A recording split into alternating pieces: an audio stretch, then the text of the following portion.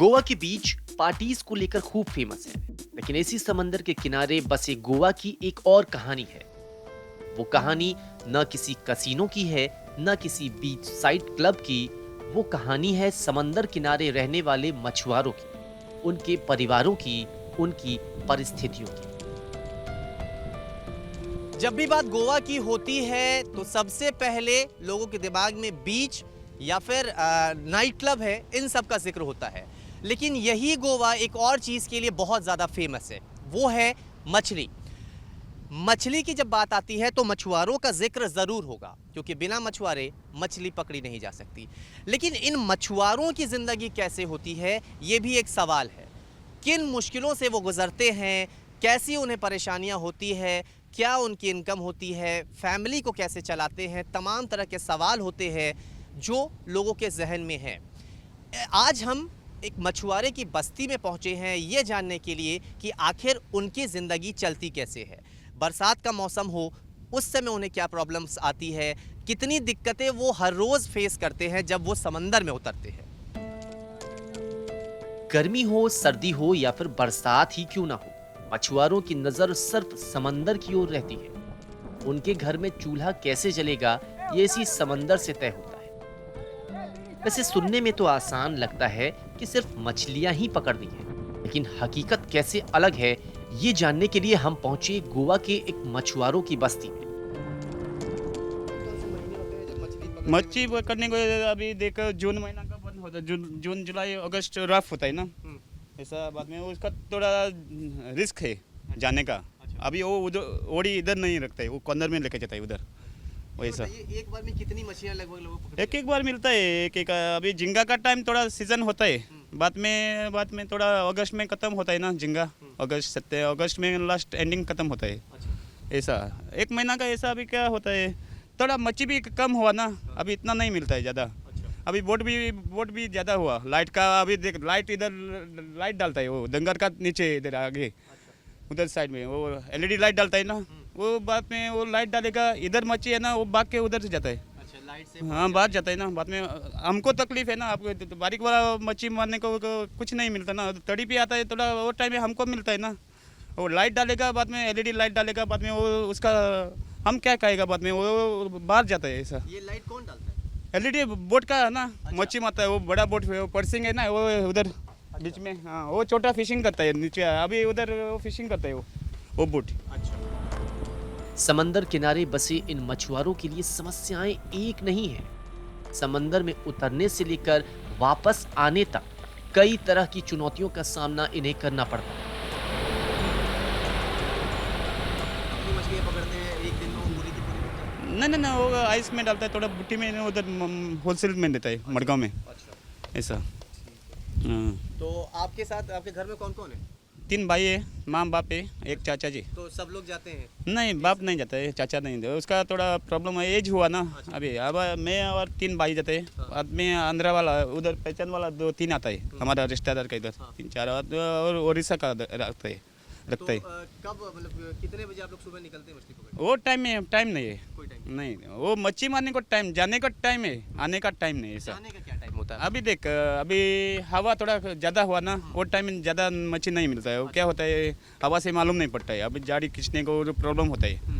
बाद में अभी थोड़ा कम हुआ ना, जाता है। ऐसा फ़ोन मारा, इधर मच्छी का मालूम पड़ता है, इसलिए जाता है हम। कैसे पता चलती है कि वो मच्छी थोड़ा मालूम पड़ता है ना, मच्छी मारने को आगे देखता है, आगे एक आदमी रहता है ना। अच्छा, आगे एक आदमी रहता है। इधर ओडी में। अच्छा। ऐसा मशीन चलाने को एक दिखता है, मशीन चलाने को एक आदमी उधर होता है, बाद में वो जाड़ी ऐसा दिखता है, थोड़ा एक बार नहीं डालता है, सीधा डालता है।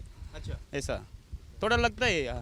अभी डॉल्फिन ज़्यादा हुआ। अच्छा, डॉल्फिन। हाँ बाप रे, वो तो बम्पर डॉल्फिन, वो मच्छी खाता है ना, जाड़ी भी खाता है। अच्छा। वो फटता है ना, एक नया जाड़ी डाला, 1 दिन 2 दिन आएगा, बाद में पूरा गया। वैसे ये जाल जो है, ये जैसे वो जाट झींगा का है, ये झींगा का। वो मच्छी बारीक मोटा ऐसा ऐसा अलग अलग जाड़ी है। अच्छा, झींगा का अलग है, मोटा झींगा का। सारी मछलियों के जाल अलग अलग होते हैं। हाँ वही है। तो इसको बनाने में क्या मतलब, ये कहाँ से आप लोग खुद वो खोलते हैं या बाहर नहीं, से लाते वो उधर से लेके आता है, मडगांव से एजेंट का पास से ज़्यादा ना। हैं? तो उधर कितने का आता है ये जाल? वो अलग है, उसका 14 2 नंबर 1.5 नंबर अलग है रेट। अच्छा, हाँ, ये झींगा ऐसा। वाला है, छोटी मछली है। हाँ, वो झींगा का ऐसा। तो छोटी मछलियों का छोटे- इसका कितना है रेट, जैसे इसका हम पूछे तो? क्या झींगा इसका कितना रुपया लगता है? वो उसका रेट अलग है। अभी नया अभी बड़ा हुआ ना, अभी ज़्यादा होता है ना रेट। आज ये साल हुआ अभी कितना 600 650 रुपया किलो है। खैर परेशानी सिर्फ मौसम ही नहीं है। अगर मौसम और वक्त सब कुछ ठीक है तब भी समंदर में उतरने के बाद अच्छी खासी मछलियां मिलेंगी, इसकी कोई गारंटी नहीं है। अभी उधर बाहर भी मच्छी नहीं है ना।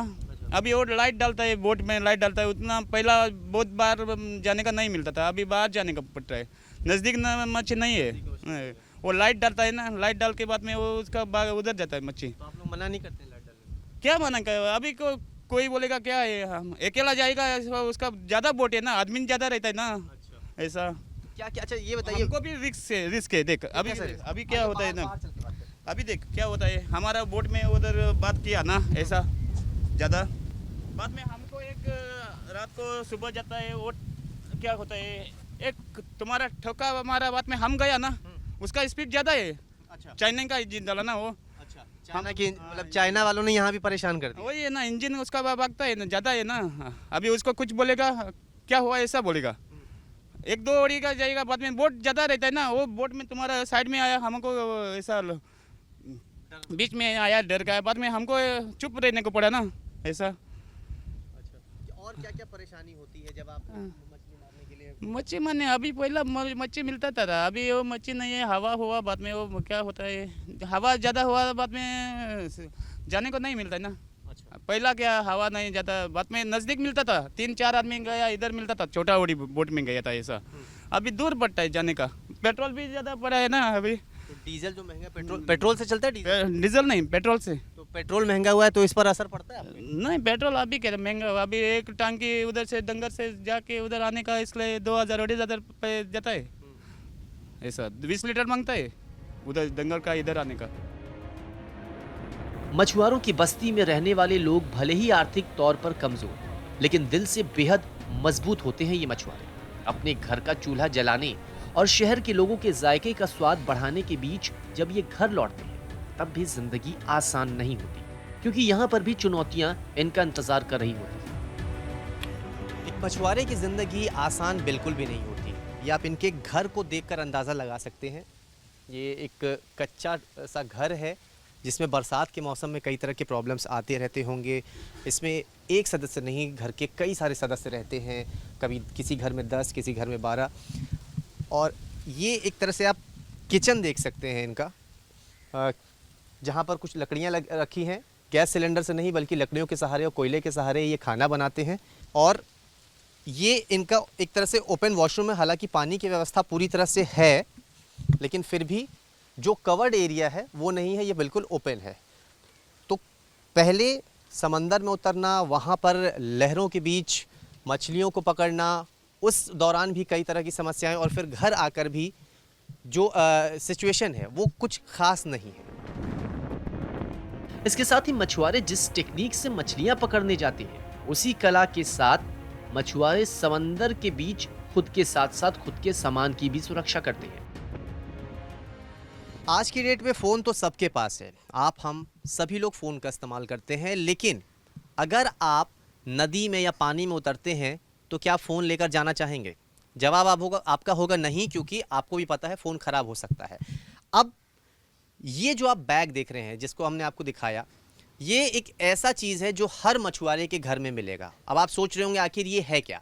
दरअसल मछुआरे जब समंदर में उतरते हैं तो वो अपना फ़ोन कैरी करते हैं, और फ़ोन किसी तरह से ख़राब ना हो इसलिए वो इस बैग का इस्तेमाल करते हैं। इसमें वो फ़ोन को रखते हैं और फ़ोन को लॉक कर देते हैं। इस बैग को लॉक कर देते हैं पूरी तरह से, जिससे कि कोई पानी इसमें ना जा सके और इनका फ़ोन जो है वो ख़राब ना हो सके। कोई भी मछुआरा हो, आपके उनके घर में इस तरह के बैग ज़रूर मिलेंगे। और जीवन की बात करें तो बहुत सिंपल सा इनका घर होता है, क्योंकि ज़्यादातर वक्त इनका समंदर में ही गुजरता है, इसलिए फ़ोन वहाँ पर ज़रूरी है ले जाना, लेकिन ख़राब ना हो इसलिए वो इस तरह के बैग का इस्तेमाल करते हैं।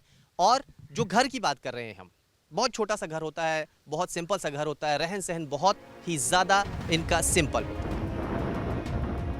खैर, जब मछुआरों की बात आएगी तब उनके सबसे बड़े हथियार का जिक्र करना भी ज़रूरी है। वो हथियार है इनका ये बोट। जो देखने में काफी सस्ती लगती है, लेकिन वास्तव में इनकी बोट की कीमत कार के बराबर होती है। अच्छा, कितनी बड़ी बोट बनती है? सबसे बड़ी बोट कितने फीट की होती है? सबसे बड़ी बोट तो आपके साइज के हिसाब से जितना आपको चाहिए ना सर, तो उतना बड़ा मिल सकता है। अच्छा, और सबसे छोटी? सबसे छोटी वाले का खर्चा क्या आता है बनाने में? छोटा चाहिए तो क्रम 2 लोग को बैठने के लिए तो उसको 20 से 25 हज़ार बस। बस। और ये 36 फीट का आपने बताया, तो इससे मान लीजिए डबल भी है तो 72 फीट तक का भी बन सकता है। नहीं, उतना बड़ा डिंगी नहीं बनता है। अच्छा, उतना बड़ा नहीं बनता। ठीक है, तो वही मैं पूछ रहा हूँ, सबसे बड़ा कितना बन जाता है?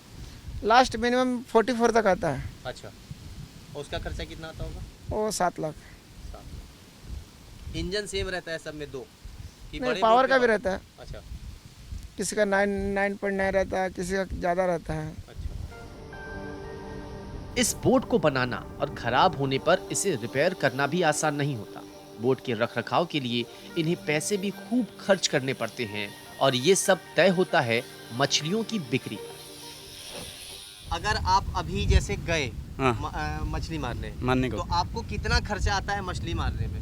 Petrol, diesel? अभी पेट्रोल है, हाँ। देख आदमी है, हमारा 5-6 आदमी है, वो रहता है।